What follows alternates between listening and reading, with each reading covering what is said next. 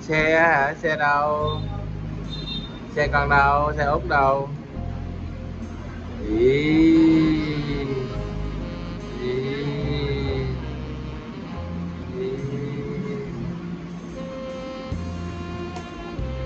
Có gì vậy?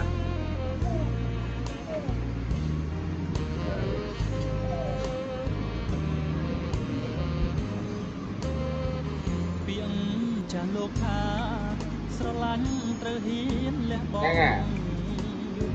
Trong này lu bóng mình khát bao chi cùng nhà chiết ninh sông hỏi bóng miền sông nàng bàn sông cung than chiếc này luôn xa sông sông bé đồ hỏi hôn bạc đây an nật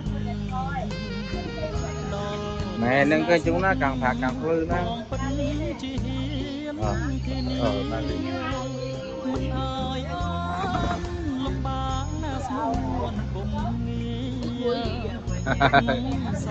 Còn mấy thứ mua gì quần áo ta mặc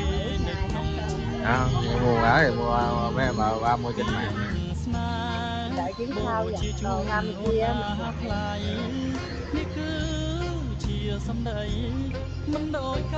đây mẹ mình xuống một cái chạp thôi con địch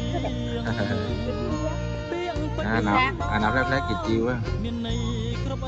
tóc ta rồi có cái nơi chơi nó lọt ở dưới bài bản ở đó nấu nước ăn nấu mịch Mà tụi bên nó xin đi chạp ọp được.